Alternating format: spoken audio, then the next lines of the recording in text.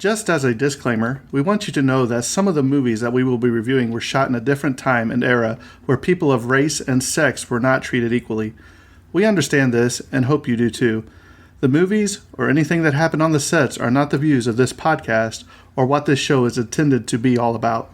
Exactly. And we want to give due diligence in presenting the movie and not the views of the cast or directors or anyone involved. But we also feel it's necessary to let the audience know some of the background information to get a feel for what was happening at the time of shooting the film. Again, we hope you understand that we do not agree with everything that went on, and we just want to give out the information. And with that being said, hope you enjoy the show.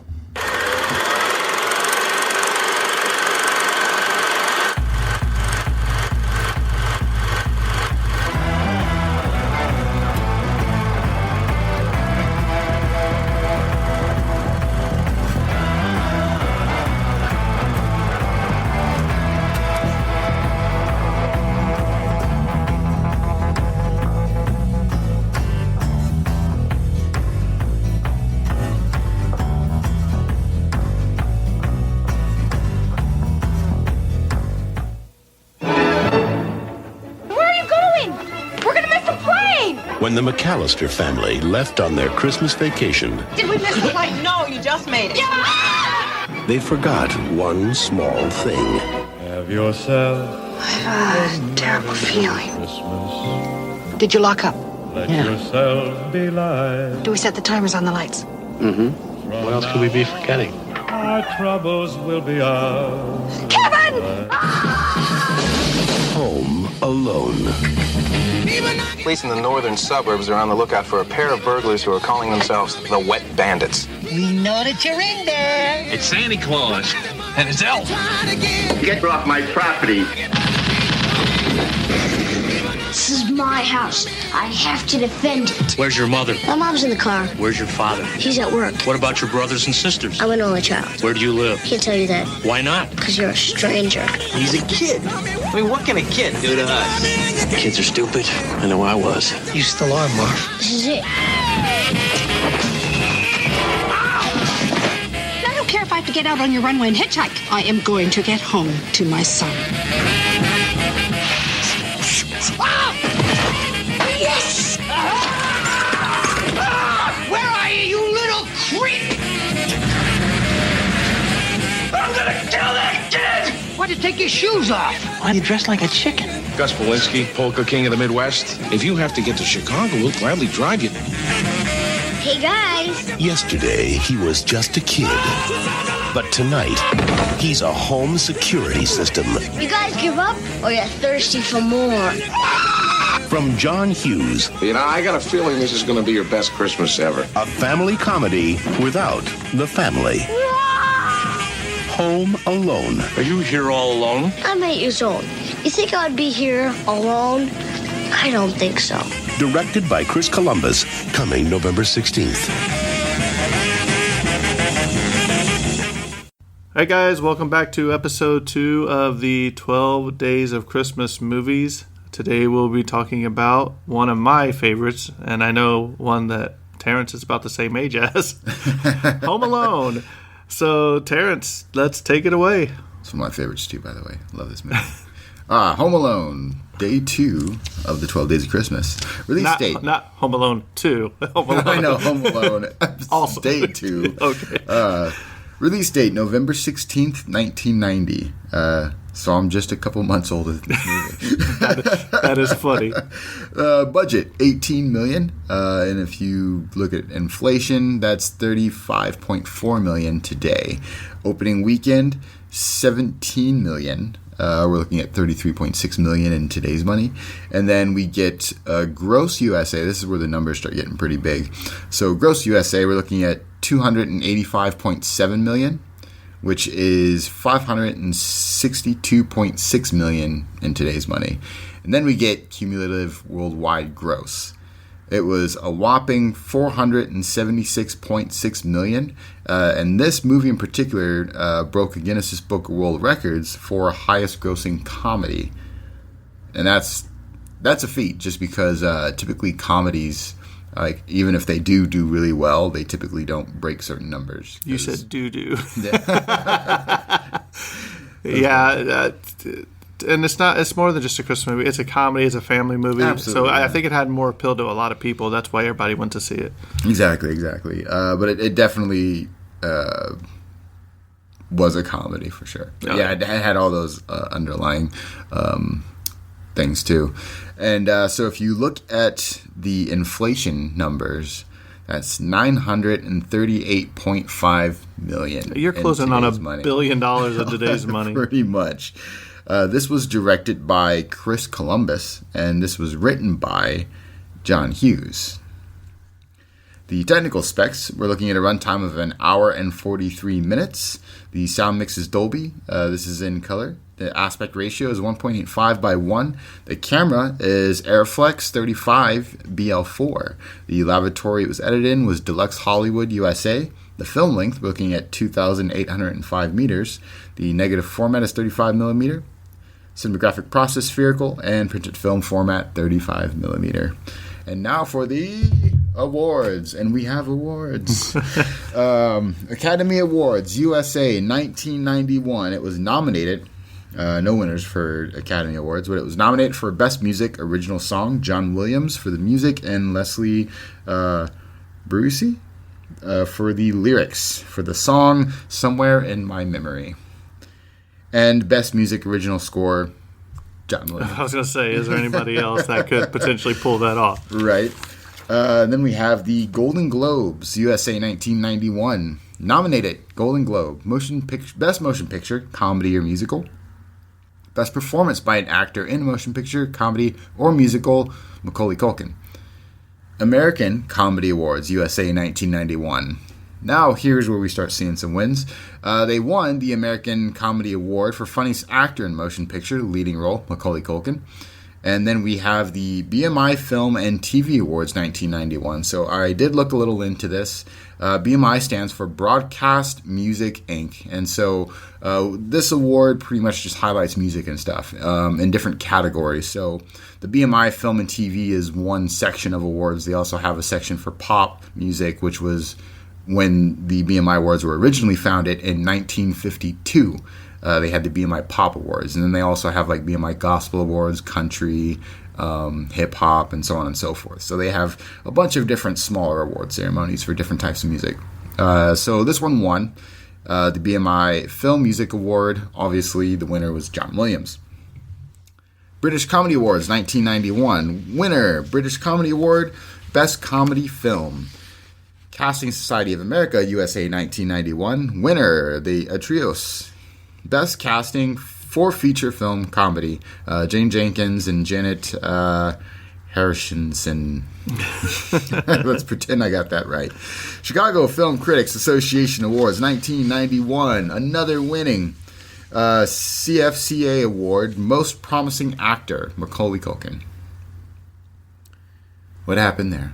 I mean, that kid was on fire for a while. Was, yeah. I mean, he had this. He had Home Alone 2. What was it, Uncle Buck? Yeah. I mean, wow. There's a handful, and then he fell off the face of the celebrity map, I suppose. He went to go do his own thing. You know what I mean? I think last I heard he was doing pretty well though. Last I heard him on like a gaming podcast, and that's just what he's doing right now. Right, and I don't know how much the Michael Jackson controversy hurt him or helped him. You know what I mean? Yeah, that's right. I don't want to dive into that, but yeah, of course. I don't know if I know they were really good friends. You know what I mean? And I don't know. Maybe since his passing, it affected him. You know what I mean? So maybe, yeah. And so we are now on the Golden Screen, Germany, 1991, winner of the Golden Screen. And then winner with the Golden Screen with 1 star. Grammy Awards, 1992. They were nominated for a Grammy for Best Songwriting, specifically for a motion picture for television. Obviously, John Williams for the song Somewhere in My Memory. Kids' Choice Awards, USA 1991, winner of the Blimp Award for Favorite Movie. And then finally, we have the Young Artist Awards in 1991. They won the Young Artist Award for Most Entertaining Family Youth Motion Picture, Comedy Action. Best Young Actor starring in a motion picture, Macaulay Culkin. And they were nominated for Best Young Actress Supporting Role in a Motion Picture, Angela Golithas. Pretty sure I said that wrong. Synopsis. a boy, is accidentally left home alone when his family goes on vacation over Christmas. He must protect himself and defend his home against two burglars known as the Wet Bandits. And so now we are off onto the casting. I love how they always argued about, no, we're the Sticky Bandits. No, we're the Wet Bandits. No, we're the Bandits. I love it. Them two together, man. You can't find a more perfect cast duo than them two. And you know what? I thought it was funny because it was nice seeing Joe Pesci in a non-mobster role. Yeah, I was just saying, that's all he does. What was it, Goodfellas, Casino? Yeah, He just don't get me wrong though, he's amazing in all of those roles, but that's typically the only role I remember seeing him in. So it's cool seeing him in something else that's not a mobster, given he's still a thief in a way. Yeah. So obviously we have Macaulay Culkin as Kevin McAllister, a rambunctious 8-year-old child with a parchment for creating harmful inventions. Did he win an award? Yeah, he won a couple. I mean, did he win it like anything major? As far as for this movie, no Grammys, no. Because Academy you, Sir Award. Macaulay Culkin, you have just earned a tragedy for the best child performance. No Golden Globe.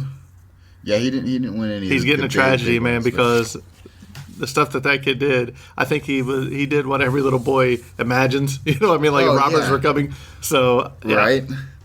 Macaulay Culkin, you get the first tragedy of the Christmas season. So we have Joe Pesci as Henry Lim, a short, hot-headed thief who targets the McAllisters' home with Marv. And so here's some of the potential actors that could have played Harry. Starting with Jeremy Irons. I can't see that. And so this one's actually... there's another part with a long list of names, and this is the first one. So there are so many people who are in line for the role of Harry. Other actors also considered for Harry's role was Kurt Russell, Dudley Moore, Phil Collins, John Lovitz, Rowan Atkinson. Mr. Bean. Can you just imagine? Oh man, I can't imagine that one. Oh man, we got Bob Hoskins, Kevin Pollak, Al Pacino, Robert De Niro. This is the one I can see. Danny DeVito.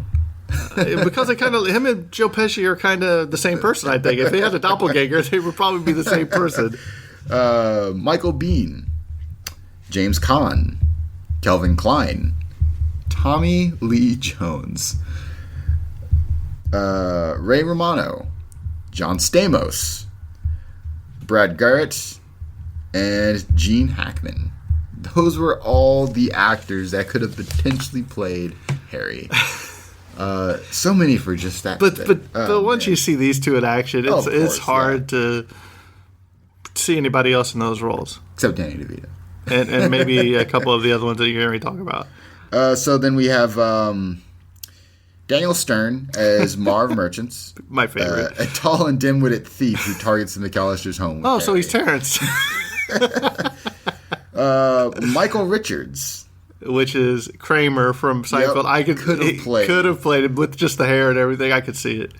And Christopher Lloyd. And then, that would have been interesting. It would have been. And then also someone who was on both for Harry and Marv was Al Pacino. Him and Danny DeVito together would be, or him and Joe Pesci, that would have been pretty good too. Pretty funny. Yeah. Then we have John Harold as Peter McAllister, Kevin's father, and you. All right, now give it. All right, I want you to say yes or no when I come to these. Are you ready? Because there's a lot. You might have to remind me on who some of these. Michael Douglas. Who was he in? You don't know who Michael Douglas is? Dude, I know a lot of faces. It's the names that I was it Apocalypse Now? The older Douglas. Not, Yeah. Okay, Terrence doesn't know, so we're going to skip that one. Kevin Costner. Kevin Costner. Yeah. Okay. Martin Sheen. Martin Sheen. No, wait a minute. Martin Sheen was in Apocalypse Now, I do believe. I don't think it was Michael Douglas. Now that you got me thinking about it. Dan Aykroyd. Dan Aykroyd. What was he in? I know, man. You don't know what Dan Aykroyd was in? Ghostbusters. Oh, okay. In that case, okay, yeah. Blues that's Brothers. Strong, yes. Charles Grodin. I'm not really sure who that is. John Travolta. No. Tom Skerritt. Tom Skerritt? I don't know who that is. Me either. Bill Murray. Bill Murray, yeah, of course. Jim Belushi. Really? Oh, I mean, I guess. Do you know who Jim Belushi is? Yeah. Okay. So him and Joe Pesci, I could see. Violent. This is for Peter McAllister. Yeah. Yeah. Peter McAllister. This is the dad. This is the dad. You were thinking it was Kevin, the kid? Dude, no. I was still. I am so sorry like for Terrence's Harry. behavior this episode. He's more off than normal. Chevy Chase. Yeah. Harrison Ford. Yep. Tom Hanks. Yeah. Sean Penn. Maybe. Mel Gibson.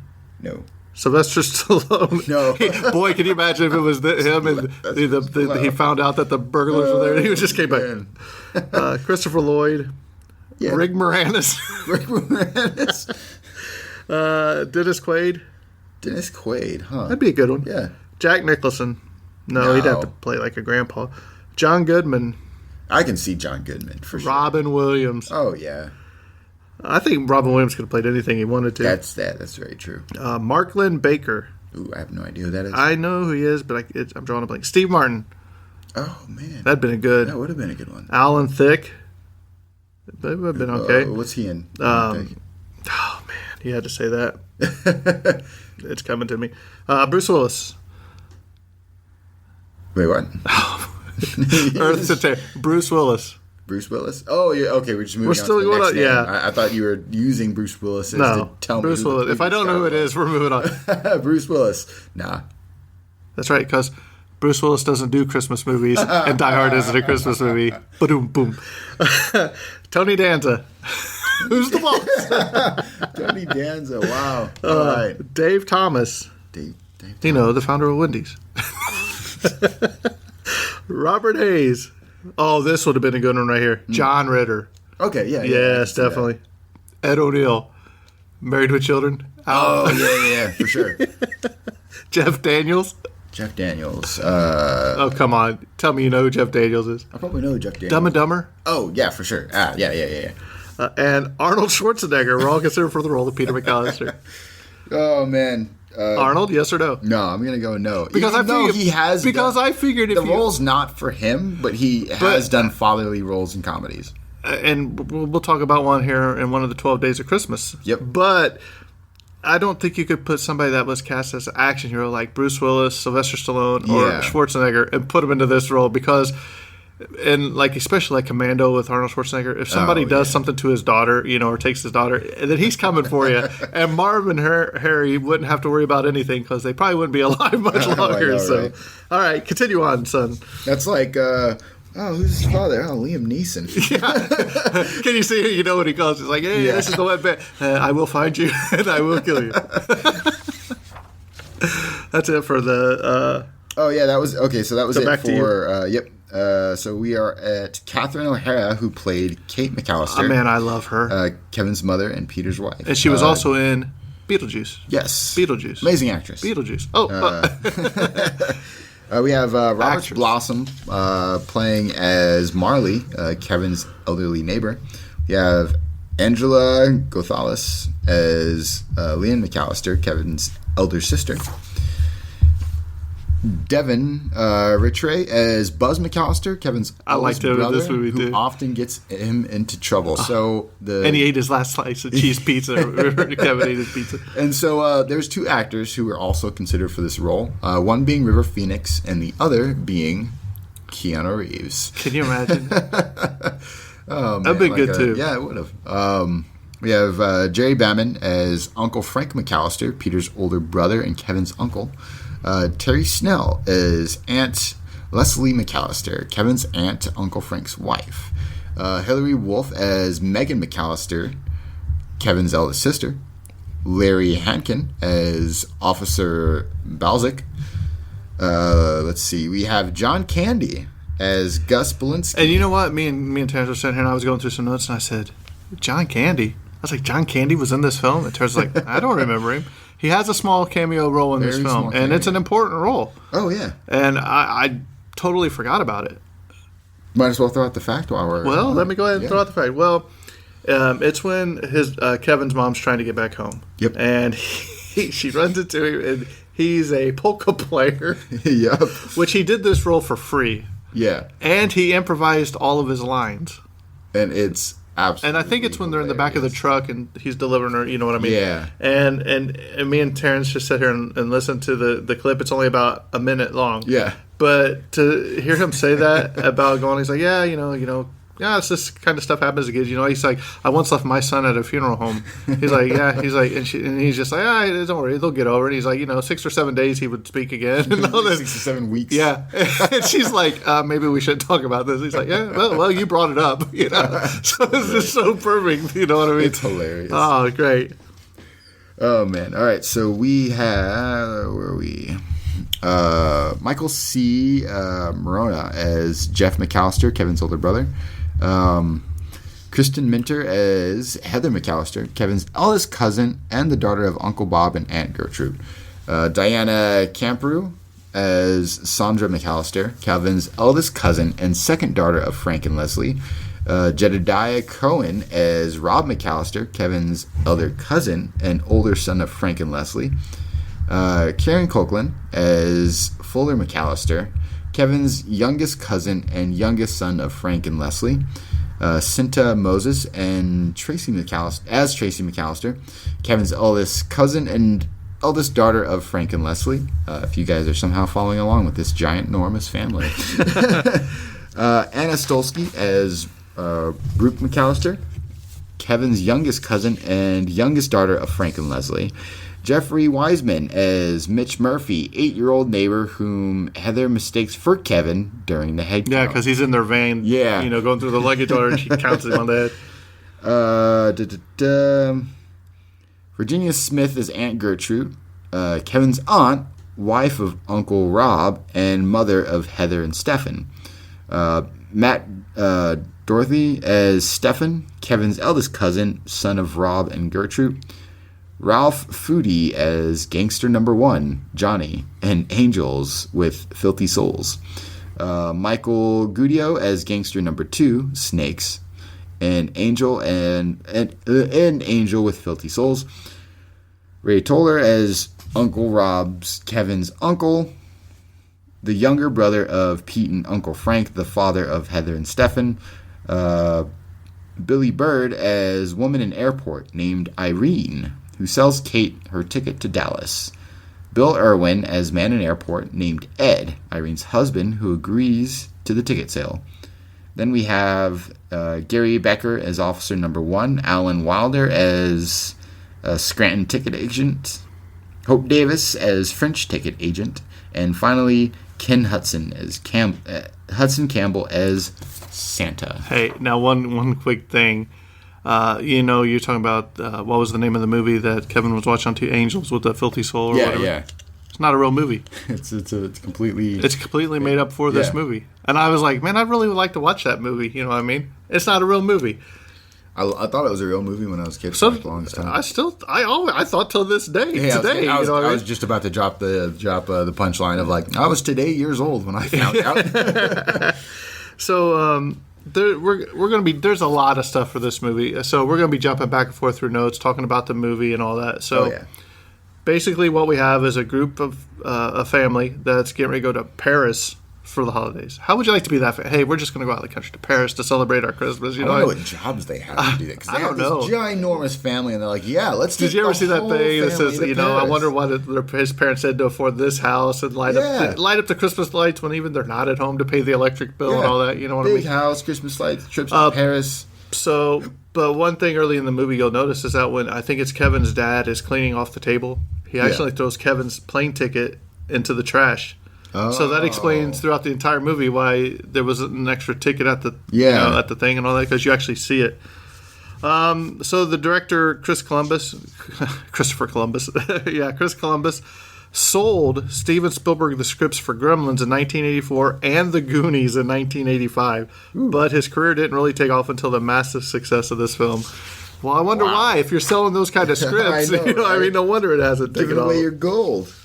So here we go. So they're at home, and the plot of the movie is you have these two henchmen, I'll call them. They're just going around. They're robbing different houses on Christmas, and they decide, hey, we're going to get the McAllisters, because he shows up as a police officer. Yep. Marv shows up as a police officer. Like, posing as a police officer. Right, and if you remember, he smiles, he's got that gold tooth. Yeah. Or filling or whatever. And so he smiles at Kevin, and Kevin's like, he's scared, so he runs back upstairs. So he sees them all packing everything. He's like, well, we're just going through making sure everybody's safe for the holidays, blah, blah, blah. And so he gets back in there. He's like, oh, yeah, this is going to be good. Harry, he's like, they're going away. We're going to come back here. He's like, they're leaving tonight or tomorrow, and we're going to, Greenhouse. Right. So they end up, and the big thing happens where Kevin gets in a fight with his mom and his uncle or whatever, and he's like, I wish you all would just disappear. And she sends him up to like the attic. What I mean? Yeah. She's like, you don't really mean that. And he's stuff. like, I do. And he goes up there, and she's like, you'll feel really bad if something happens to us one day or whatever. Well, so he goes up there and he falls asleep up there. I guess they forgot, right? So they forgot about him. So then they go downstairs. They wake up late. There's a power outage, remember? Yeah. And they're all running around. Oh! So they're all trying to. And this neighbor kid had stuck his head into the luggage. Yep. And the sister was getting a head count. And she counts his head, and then the mom and all of them come out, and they wave bye to the kid, and blah blah blah. They off. So they're rushing to the airport, and they get on the airplane, and they're she's like, I can't shake this feeling that we forgot something. And she's like, and then you see that scene, Kevin. Well, this time Kevin wakes up, and he's like, Mom, Dad, Buzz. And he's going around. He goes to all the rooms and everything, and then he's like, where are you guys? Yeah. And he's like, I made my parents disappear. And then you see, I made my parents. And then he's like, yeah. So then you just see like all the food's all over the table and everything, microwave and drink and stuff, cans everywhere, watching TV. He goes to shave. Oh, yeah. You know what I mean? So then, but you could tell after that iconic scene. Yeah, he puts the aftershave on. The aftershave. Which wouldn't do nothing to him. Exactly. That's even funny. So, but then you start getting the feeling that he's missing his mom and dad, because they're still not home. After all the hype wears off, he's like, okay. Yeah. So now Merv and Harry decide to make their grand entrance, and you see him like testing the doors or whatever, and he flips on a light or something, and they're like, whoa, whoa, and they take off because they're like, I thought you said they were leaving. It's like, well, they must have changed plans or whatever. So yeah. So now he knows that there's people after him, and the stuff that he does from here on out in this movie, just the craziest. Like he goes to like the drugstore, and he's like, look, he's like, I'm 9 years old. He's like, you think my parents would send me here by myself to buy this stuff? It's like, I don't know. So he gets all that extra stuff and goes back. And I really like the scene where he sets up like all the cardboard cutouts of like Michael Jordan. Oh, and yeah. The train going around and people dancing. He's like, got the mannequins dancing and all that. They're like, what is going on? So anyway, he goes through shenanigans. They try to break in. He does a lot of damage to him. We'll just say before his mom jump into. We're going to. Okay, I just wanted to just give an overlay. Then his mom and dad come back. Happy reunion. And then there's a creepy old neighbor that his Buzz has told him that he killed his family because nobody ever comes to see him. And you just see him with his shovel most of the movie scraping the thing, and he just got that evil look on him. You know what I mean? Turns out to be real right. risky. So it ended up with a happy ending. But here we go. The picture Kevin finds of Buzz's girlfriend was a picture of a boy made up to look like a girl because director Chris Columbus thought it would be too cruel to make fun of a girl like that. The boy that was using the photo was the art director's son. That's funny. Joe Pesci kept forgetting that he was filming a family movie during his character's on-screen outburst, obviously because he's been playing gangster movies. There's a favorite word of his. Oh, yeah. That starts with an F, but Chris Columbus told him to say fridge instead. So... the mom in the movie, Catherine O'Hara, she says in a 2014 review that Macaulay Culkin still calls her mom. I thought that was pretty cool.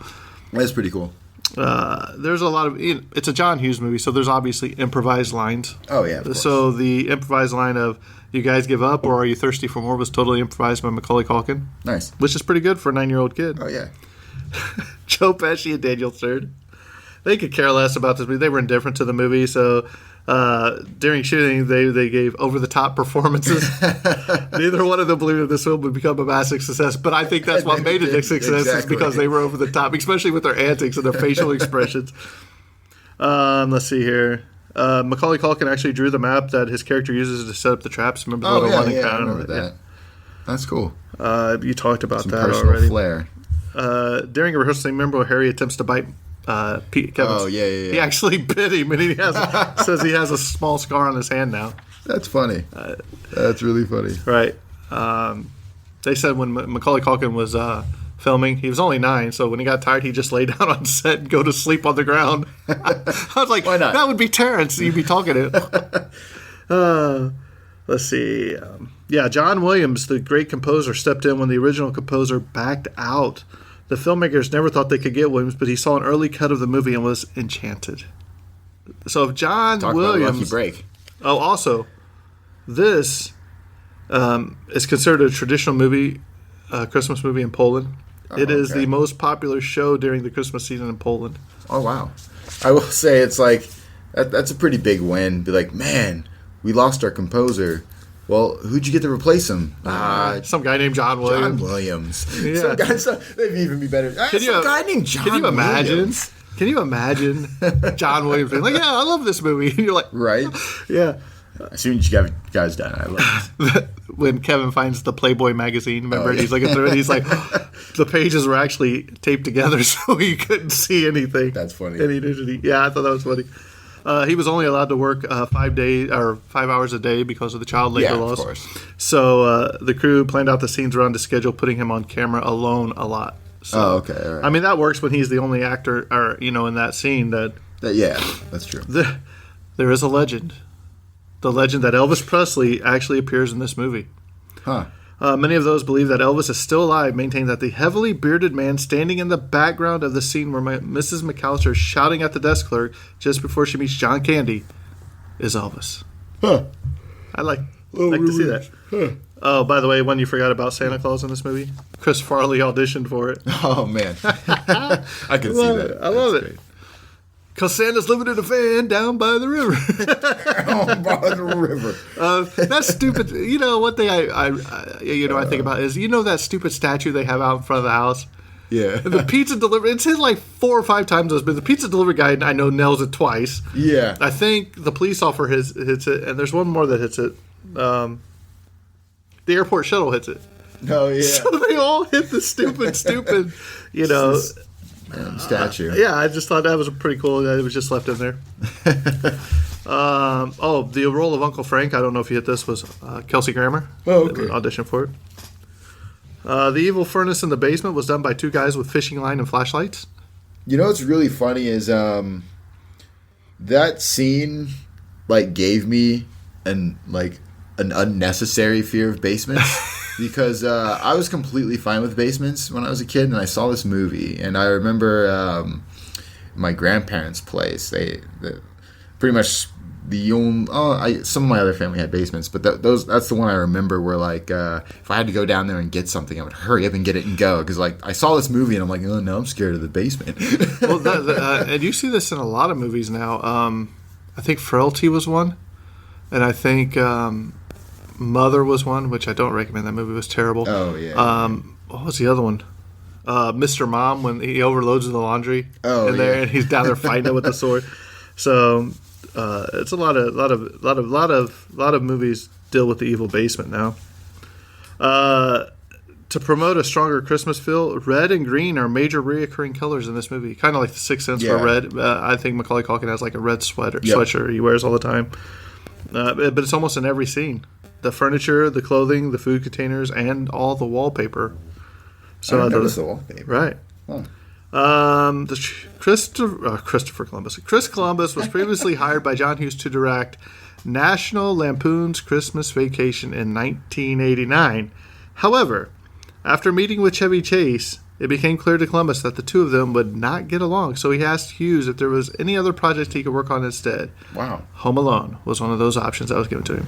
Interesting. And just when we go through these Christmas movies, John Hughes has a lot of these movies. Oh, yeah. A lot of John Hughes' movies are Christmas movies. Now, what I find interesting is, of the most notable list of, I can't work with this actors, I don't think I've ever heard Chevy Chase on that list. So it must just have been, a personal thing.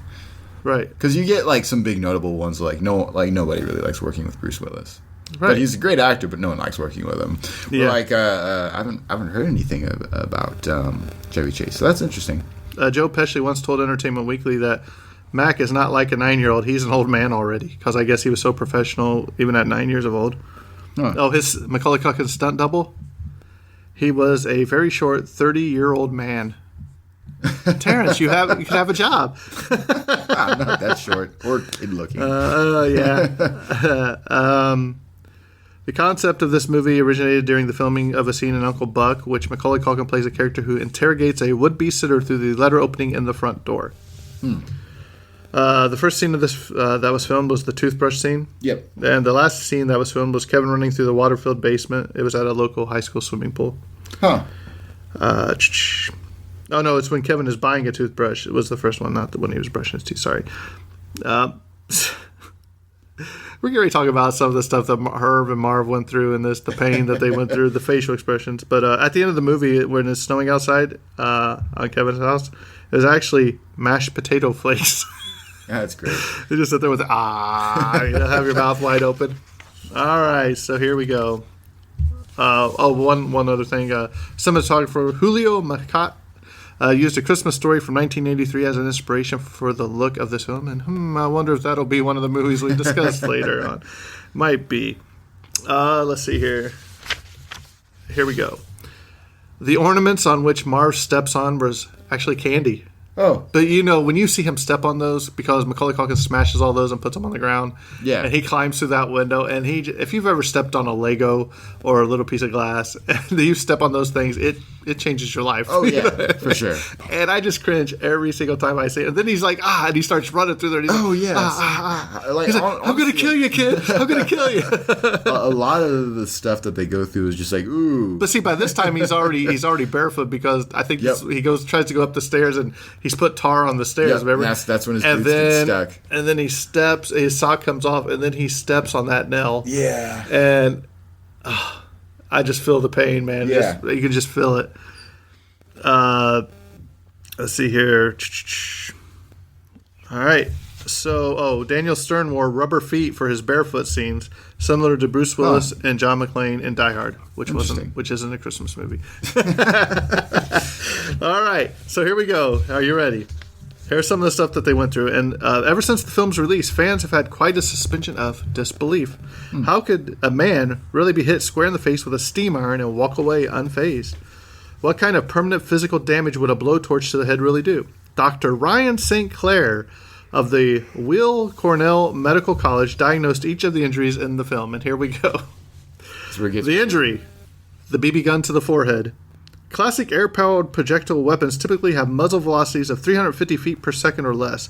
A BB fired at close range from such a weapon could break through the skin but will not penetrate the skull, and is unlikely to penetrate Harry's scrotum, especially through fabric.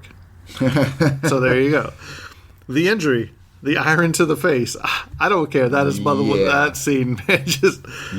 Let's estimate the distance from the first floor to the basement at 15 feet and assume the steam iron weighs 4 pounds.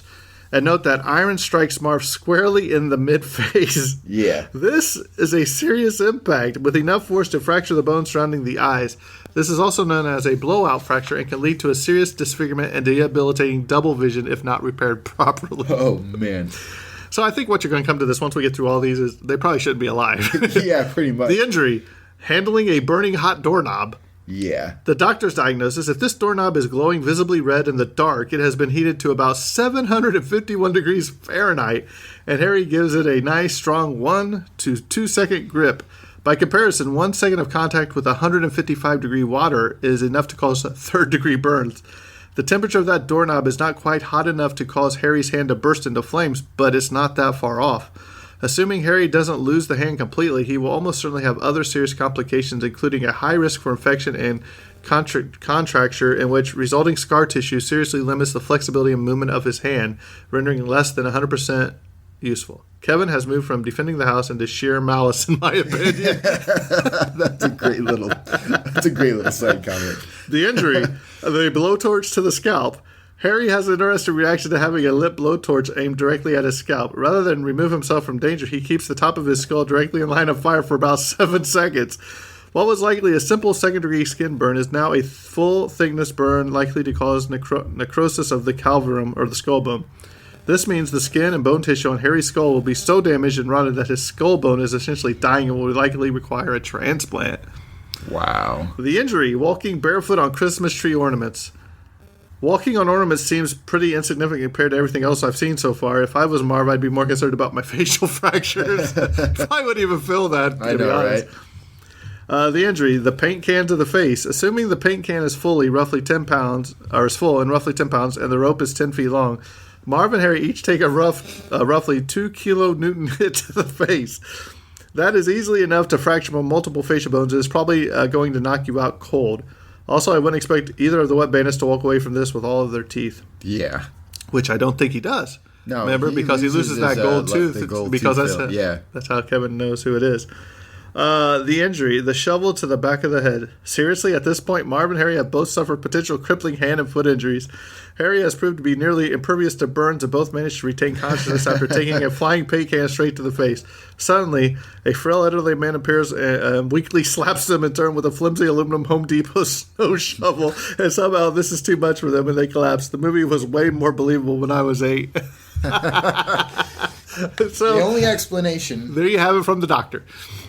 Is they're going off cartoon physics. It has to be. and it kind of makes you think Daniel Stern was invincible in this movie. I know, right? And then just the way he's like, Harry, Marv, just the way they talk. He's like, the kid's going to kill us. And then remember when I think when they hit the paint cans and it goes down, and is that where they get tar and feather too? Or is that in the second one? I couldn't remember. Yeah. No, you know what? That might be the second one. They're both funny. So long. My favorite scene is in the second one. When he's throwing the bricks off the top of the building, he's like, he turns around and it hits him square in the face again, and because he moves out of the way, it hits him again. This is one of my favorite scenes. We talked about that with the plane ticket being out of the way in the trash. So here's one rumor: in the original draft of the screenplay, Uncle Frank is revealed as the real villain and as the villain behind the villains, and that Harry and Marv are actually working for him, and that he hired them to rob the McAllister house and other houses in the neighborhood, and also to kill Kevin. Well then, that got dark pretty quick. Right. There's so much more in this movie that we could cover, but like I said, these are just our little Christmas episodes. Keep it light. Yeah, so you guys can get them all shoved in while you're doing your last minute wrapping or Christmas shopping. So, Terrence, tell me what you think of Home Alone. Oh, I love this movie. It's a childhood favorite of mine. So last year. Which, like I said before, as a kid, it did spur for just a small chunk of time, but it did spur an unnecessary fear of the basement. Did you say this came out in 1990? Yeah. I was 13. You know what I mean? So I was right about that time. We would build like forts, and back then we didn't have internet, kids. We was actually outside most of the day. But me and my cousin, we would build forts. Whatever you get your hands on. Like my grandpa would have wood laying around. We'd take it out there and try to build stuff up. Traps, whatever we could think of. So great movie. Oh yeah, for sure. Definitely one I enjoy. I could sit and watch this when he goes on the attack, and just. It's great. And then you think they're going to catch it. But then, to me, it comes full circle at the end of the movie when he gets reunited with his mom, remember? Because he goes to church. He's like, I just want my parents back. And she's like, Kevin? He's like, Mom? And you see them run to each other, you know what I mean? It's just one of the most touching movies. And then the underlying, I guess, subplot is the old man that you come to find out, he didn't kill his family. He has a serious talk with Kevin about him and his son don't talk anymore. But hey, he's like, I'm going to call him and invite him up for Christmas. And then at the end of the movie, you see once Kevin's parent and family gets home, he looks out the window and you see his son and his granddaughter and his wife had all come back, and he gives them a hug, and then him and Kevin make that eye contact. You know what I mean? And you're just like, melt you, man. On how both movies hit on that premise of don't judge a book by its cover, basically. And don't wish for things you really don't want to happen. Yeah, exactly. Kevin, what you wish for, kids. Yeah. That's funny. So definitely it's a 10 out of 10 in my book. Definitely sit down and watch. If for some reason you've been living under a rock and have not watched this movie, give it a watch. I love it. I laugh it's another classic Christmas movie. I laugh so hard. Yeah. So hard in this movie. Now, it's definitely slapstick, so I guess that would be the biggest thing, is if... I wouldn't even call it slapstick. It is, though. You think so? It is. Just because of it's all not the like stuff Mel Brooks slapstick, no, though. it's not Mel Brooks slapstick. It's more of a family comedy. it has like those slapstick elements, which is like when it comes to I guess physical hurt humor. That'd be the only way to like explain it, because I know there are some people who don't find that funny. If that makes sense. Well, I was gonna say I know there's some people that probably don't like this movie because it promotes violence. I guess kids violence, but I was like, come on, it's a movie. Yeah, they were robbers. They were trying to steal from him. What do you want him to do? Yeah, but I would say definitely check it out. Yeah, it's great. It gets 2 tragedies up in this group. One for me, one for you. Yeah. Unless you're giving it a half tragedy, No, we'll give it 2 full tragedies. 2 full tragedies to watch. So, but I think a whole score of 2 out of 2. Yeah.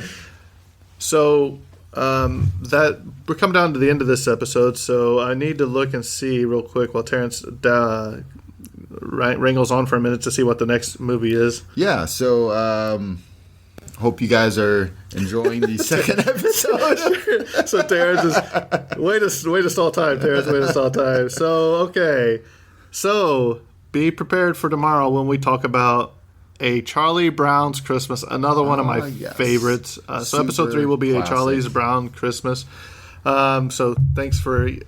Terrence, you're gonna need some more stall tactics, but that didn't help. Yeah, no, I wasn't really expecting it. I'm also like half asleep, so how's that different than any other episode we do, right?